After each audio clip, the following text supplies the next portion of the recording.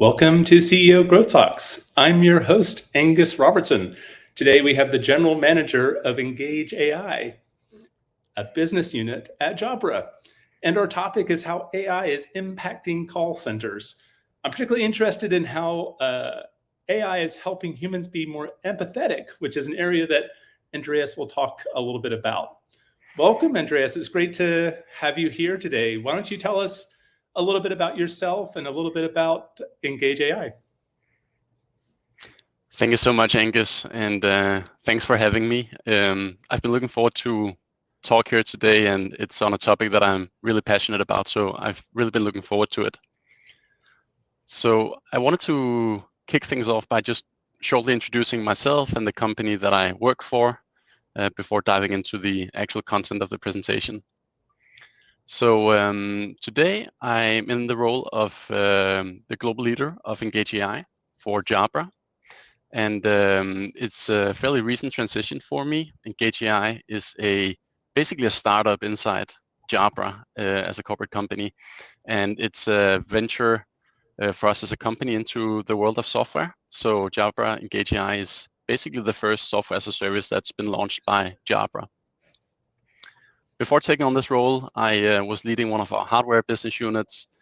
And even before that, I started my career working in consulting with McKinsey & Company out of Copenhagen, and then worked in private equity and in telco for a couple of years.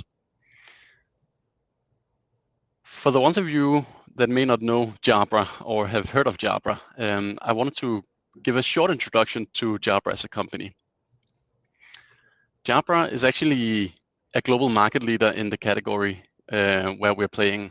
We're mostly known for headsets like the one that I'm wearing. So enterprise-graded headsets with a boom arm that's been produced for professional use. And that's an industry we've been in for around 40 years. Originally, it was mostly for contact centers, but especially in the past couple of years, it's been a work tool that most professional knowledge workers have in their toolbox. So our market has really evolved over time. Our main competitor is US-based. It's used to be Polycom and eventually Poly, and now it's with HP. And we're basically the two leading companies in the enterprise headset space.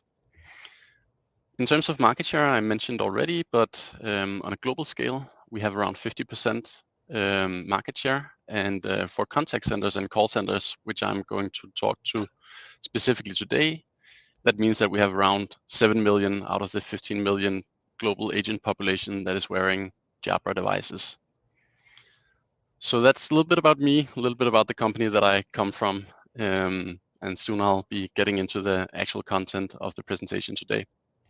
Fantastic. Thank you, Andreas, and look forward to your content. For the folks who are attending, if you have any questions throughout, please feel free to ask them. I'll be looking for those questions and make sure to pop them up on the screen for Andreas to answer. Well, Andreas, love to see what you're talking about today and some of the trends and AI capabilities that are impacting call centers.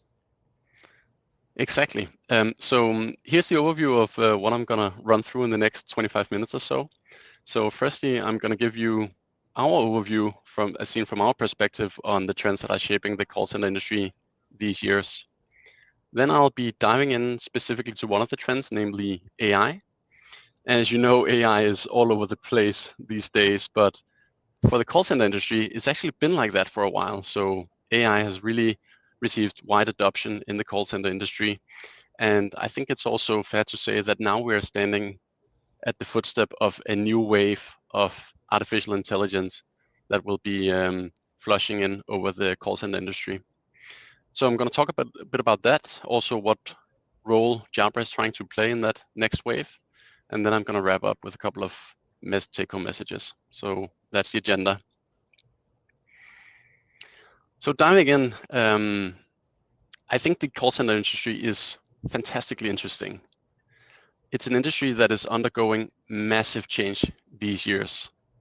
And there are several trends that are impacting the industry. I've listed some of them here, some of the ones that I believe are the key ones. And it ranges from everything from the very nature of the call center that is changing. So historically, call centers used to be viewed as a cost center, a place where you would really want to try and reduce costs as much as possible. Until today, where it's widely perceived as a place where you can actually drive positive customer experiences, you can improve customer loyalty, you can even sell more to your customers through the customer service channels. So as today, CEOs actually on a majority basis view customer experience as some of the most important KPIs for driving their business to future growth. What's also interesting, and that's a separate trend, is that the complexity of the call center industry is increasing. And there are many reasons why. But one of the reasons is that customers are more and more interested in actually serving themselves when they can for the very simple stuff. So if I have a very simple problem, the first thing that I'll do is not to call up my customer service. I'm actually probably going to try and solve my problem on my own. So I'm going to look up on Google, try and find the help desk section of the company, of my vendor, with whom I have an issue that I need to solve. And what that means is basically that what's left for the voice channel, so the human to human customer service interaction, are the most complex calls. So the ones that require more time, more empathy, better knowledge to resolve in a good fashion. And that, of course, imposes new requirements on the agents in the call center itself. So also the role of the agent is evolving these years. Then the third trend is that, like in any other place in the professional world, we're moving to a hybrid situation, and that's also true for call centers. And maybe to some people's surprise, the hybrid transition happened just as strongly in a very traditional on-prem world like the call centers. But even for call centers, up to 40 to 50% last year, we're still working from home. And what we're hearing from the largest business process outsourcers of the world is that they expect a kind of 40-60 split between working from anywhere versus working from the office. So that is certainly a thing that is here to stay. And that also means that call center leaders, they need to adapt to that change and be able to change the operation to accommodate a hybrid workforce. The last trend, and that's the one I'm going to stay with for the rest of the presentation, is about AI. And as I already mentioned before, AI has actually been around for quite some time in the call center industry. So whereas it seems like the new black in the year of 23 and beyond, it's actually been like that for a couple of years in the call center industry. And last year, more than 1/5 of customer service interactions were actually handled either partly or entirely by artificial intelligence. So I think this shows very clearly that that AI is being adopted on a broad scale and large scale in call centers. Andreas, it's interesting. Love these four trends. When you talk about complexity and you talk about AI, and also the interest in the customer wanting to do self-service, have the volume of calls still continued to go up over time? Yeah, it's interesting. What we're seeing is actually that the volume of customer service interactions are increasing. And I think the underlying reason is probably the move to a more digital economy. More and more purchases are made online or digitally, which means that you can, to a lesser extent today, rely on going down to the brick and mortar retailer to have your problem solved. Now you have to kind of rely on that virtual connection, either via voice or written channels, to have your problem resolved through the vendor's customer service department. But as the volume is increasing, we do see that the big chunk of very simple interactions, that's now being taken care of more or less entirely without human interaction. And what's left is then the very complex part of the interactions that still requires human interaction, at least for some time in the future. Got it. So just to share a little bit of insight onto what are the use cases that has become very popular in recent years for AI in the call center industry. And I think what's interesting to see is that it's been kind of evolving. So it's been evolving from kind of left to right, in the sense that at the very beginning, AI in the call center was all about reducing cost by deflecting calls. So whatever you could do to avoid calls, basically, was what AI was used for. So that could either be from chatbots on the websites, could be from conversational IVRs, or more intelligent self-service sections on the vendors. And the real driver here was not really to improve on the quality of the customer service, but more kind of keep the quality of the customer service for a lesser cost base. Eventually, and more recently, AI has also crept into the call itself. So now the agent speaking to the customer can actually get support from artificial intelligence in real time. Could either be from typically the root technology is based on speech to text transcription, ASR, which means that AI can basically understand the context of the call, and that can help the agent look up in the knowledge base for the right articles to find the answers more quickly. But it could also be kind of predicting the next best actions to suggest on the call, depending on where the conversation is heading and what the customer is calling about. The main driver here has been reducing the handle time, so basically making the agents more effective by assisting them, but could equally as well be improving conversion rates, selling more on the calls by predicting the next best action to take towards that given agent or that given customer. And last part of the kind of value chain of a generic customer interaction would be what happens after the call.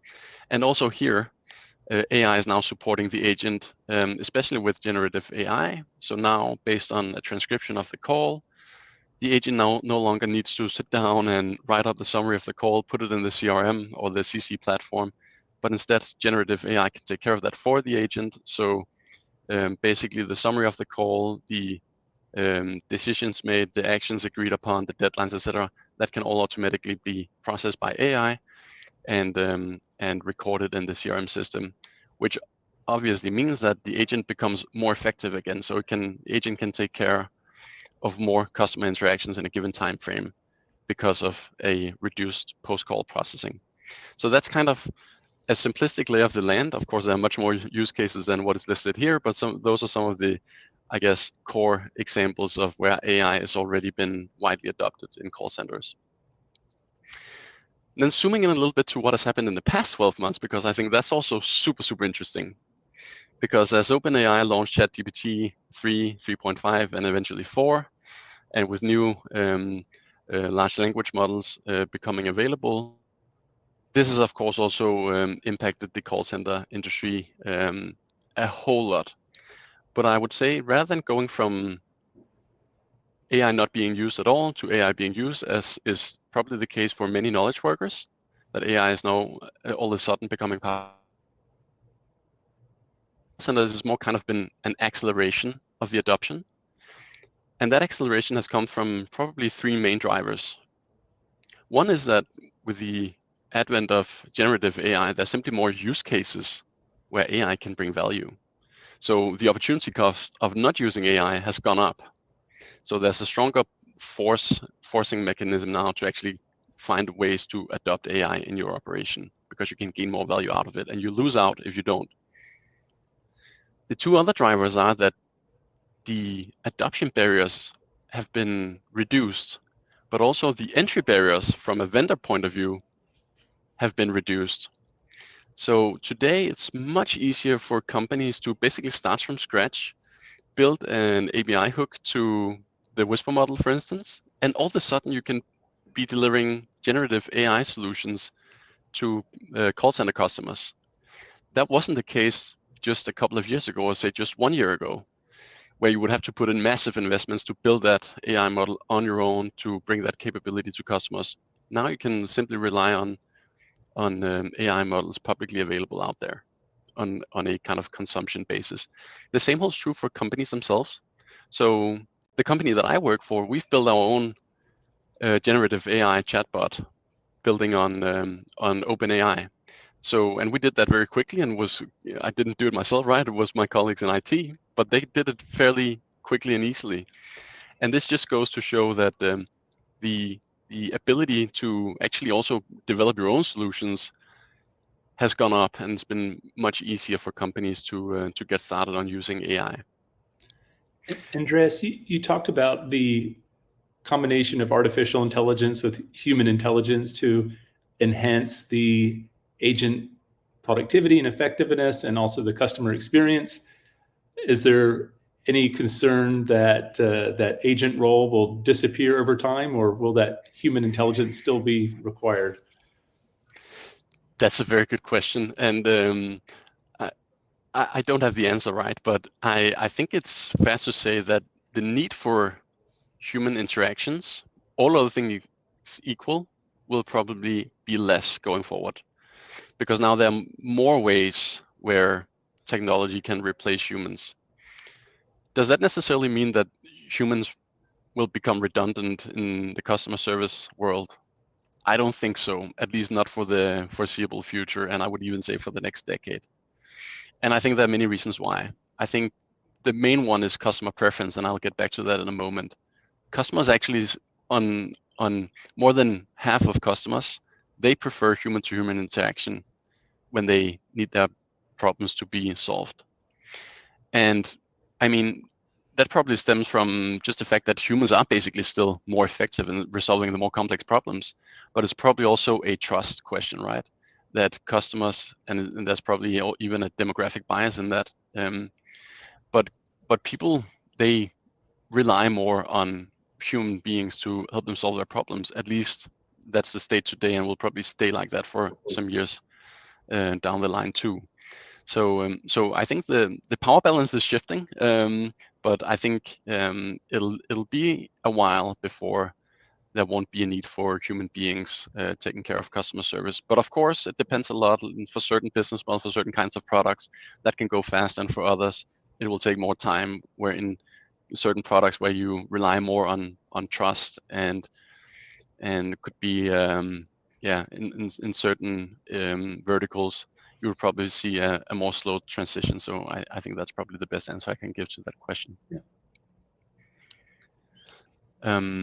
So now I covered all the fascinating stuff about what has happened until now. But look on the right-hand side of this PowerPoint slide, we believe that there are still some shortcomings of the AI that is currently adopted in the call center industry.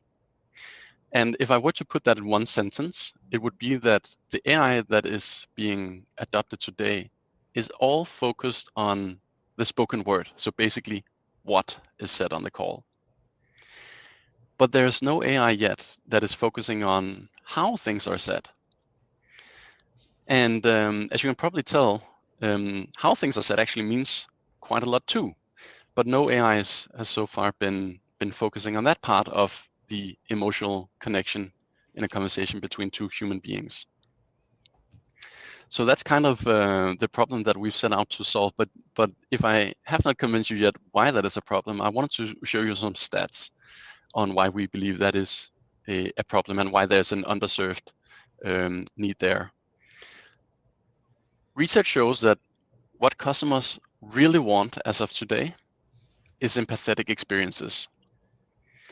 And when we look at the numbers, and this is not research that we have done, so we're not biased in any way, this is research done by third parties. And what we're seeing looking at that research is that, and as I alluded to before, human-to-human interaction is actually still the very most preferred mode of conversation or communication between a customer and a company's customer service department. And that means that even though certain problems can be solved without human-to-human interaction, in the vast majority of cases, people will want to have that human-to-human interaction to have their problem solved more effectively and more accurately. And the reason for that is, I think, lies in the next statistic there in the center of the screen. So what you can get when you call up and you have that human-to-human interaction is that you can get empathy, right? You can't get any empathy, as of now at least, with the chatbot that you maybe having a conversation with online. That doesn't show empathy. It simply tries to solve your problem in a very neutral manner. But there are many cases where people will want empathy. They will want that understanding on the customer representative side, that I'm here to help you and I will do my best. And what I found kind of mind-boggling is that the importance of this is actually on par with the customer service rep's ability to actually solve the issue. So I think what that means, basically, according to the statistic, is that even if you can solve my problem, but you are coming across as very empathetic, I might be just as well off or having the same perception of my customer experience compared to the situation where you solved my problem accurately and quickly, but you did it in an unempathetic way. So I find that quite interesting, that empathy is just as important as product knowledge or ability to resolve the issue. And then the last statistic that I want to mention on this page, and hopefully that will help hammer home my my claim on the previous side, that we need the understanding of how things are said on the call, is that research shows that to understand the sentiment in a conversation between two human beings, you can rely on 3 factors. You can rely on the spoken word, so basically what is said, the context. You can rely on the body language, so am I smiling? Am I doing the opposite? And the lastly is, how am I sounding? And if you put yourself in the shoes of a customer service agent, as of today, they can basically only rely on the spoken word. So they can hear what's being said, and the AI today can transcribe what's being said, but the AI today cannot transcribe, quote unquote, how things are said. And what we know is that it's actually very difficult for people to elicit the sentiment of a person that they're speaking to based on how they sound. So they need help. Certain people are better than others. But what research shows is that actually 38% out of that 100% understanding of the emotional connection, then 38% comes from the tone of voice. So empowering the agent to understand what is the tone of voice that I'm speaking with, what is the tone of voice of the customer, helps them quite a lot in understanding what is the emotional connection, how do I build, how do I calibrate with the person that I'm speaking to on the far end of the call. And so for those reasons, we went on a mission at Jabra a couple of years back.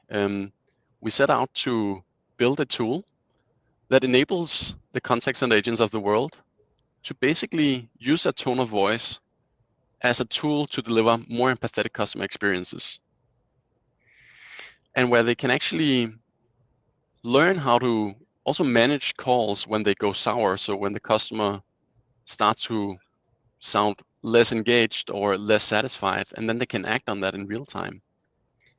But we also wanted to develop a tool that in the hybrid world of today, with a callback to the trend that I mentioned earlier in this session, that the call centers are working in hybrid, we wanted to build a solution that allows supervisors, the leaders of the contact center, to regain that connection with their staff. So even if they're working from separate locations, that they are still connected to the staff, and that they know when their staff is starting to get stressed and burned out, and they can act on that in due time. So that was kind of the mission that we went out on. And what we did recently was that we launched what we call Jabra Engage AI, and it builds on groundbreaking technology. It's artificial intelligence, but it's building on tone. So what we're able to do is basically that we in real time can allow the agent to get feedback on how am I sounding on the call to the customer. Am I sounding engaged, friendly, positive, professional, or the opposite? And I can also get that real-time feedback on how the customer is sounding. So all of a sudden, coupling this with the existing technology, speech to text and generative AI, you can complete the picture. So the agent all of a sudden have a toolbox where they both understand the context of what's being called about, but also the sentiment of the caller based on how they sound, that tone of voice. Andreas, this is really interesting. I love the stat and the research on how important empathy is. It's as important as solving the problem, and that tone of voice is so key to expressing empathy. So with this research and understanding and the introduction of more AI into call centers, has that changed the type of hires or the type of people that managers recruit into these contact centers? I can't say that for sure now, but what I can tell you is that many of the very big call center operations of the world are Jabra customers today, and so of course we're speaking about this product with them, and what they saw before us actually is that when they hire agents, and especially for the BPO's perspective, attrition rates are very, very high. And that means that making better hiring decisions can mean the world in terms of delivering better outcomes for their customers, but it also means the world in terms of having a prudent cost management. And what they saw before us was that this is actually a tool that can allow them to screen on a more complete basis for who should be the best hires for a certain position, because they can all of a sudden now also get that benchmarking and understanding of how does this person sound. Is this a naturally gifted person in terms of how they speak, or less so? Because that's also very clear that there are certain people that are kind of have a tone that is made for dubbing ads on TV, right? And then there are people that is certainly not made for dubbing ads on TV, and this is a tool that can help you kind of identify who are the naturally gifted speakers. Yeah. So this is clearly a use case that we're seeing where this can also come in helpful. I'm just keeping an eye on the time here. So I wanted to advance a little bit. Some of the use cases, I think I covered some of these already. But just to cover a couple of more of them is that in addition to understanding kind of the customer experience based on how people are sounding on the call, we also have an opportunity now to actually self-coach agents on a dimension that they're not being coached on today due to the lack of systems and technology that can enable coaching on that, namely how you sound. And it also means that using this in a quality assurance context, you can very quickly see what are the interesting calls, not only based on what was said, and maybe to some surprise, it's actually very rarely that customers say that I'm very unhappy with this, or this is unacceptable experience for me, or whatever. It's more kind of you can elicit that based on how people sound, right? That they are swearing using their tone of voice, but not the words that they say. So using this as a way to monitor the quality of your conversations with customers, you can also more effectively sample what are the interesting calls to listen to and coach on. So I wanted to jump to this last slide just to show you an actual case study of one of the customers of ours that are using Jabra Engage AI. And I think what's interesting here is that, as I said, it's very rare that that our customers are coaching, training on the tone of voice on a systematic level before they start to use Engage AI. So what we're seeing on this page is one of our customers, they started using Engage AI. You see that on the horizontal axis at the bottom in week 1. The average advisor tone of their staff was at a certain level. And then throughout that first 4 months period, that agent tone more or less systematically improved over time. And what we attribute this to is that when they started using Engage AI, they became self-aware of how they sound. And they started actually to using their tone of voice as a means to delivering better customer experiences. And to our surprise, what that meant was that they actually reduced their handle time a whole lot when they sounded more professional and engaged on the call. And in turn, we attribute this to an agent that simply sounds more engaged, more professional, more friendly, provides for a more collaborative conversation. So all of a sudden, the customer also becomes more willing to drive to quick problem resolution and deliver that shortening of the handle time. So you may think that this is probably the best case example I could find. what we're finding is actually that this is more or less consistent across the customer base that we have today. So we believe that we're finding something that is kind of intriguing here, and especially this is not to disregard at all the past adoption of AI, but adding kind of the full picture, not only what is being said, but also how things are said. Companies in the world can actually triangulate the customer experience and improve the customer experience on a more holistic basis. So I think those were my key points that I wanted to convey. Just in wrapping up, started out by showing how the call center industry has already adopted AI to drive mostly efficiencies, driving down cost, and how we believe at Jabra that the next wave of AI will be more focused on improving the quality of the conversation as a means to ensuring better customer experiences, in turn increasing customer loyalty, and basically with that improve the customer lifetime value of the relationship. And we believe that Tone AI will be a key ingredient in that wave, and that it can create more empathetic customer experiences, which is exactly what customers are looking for.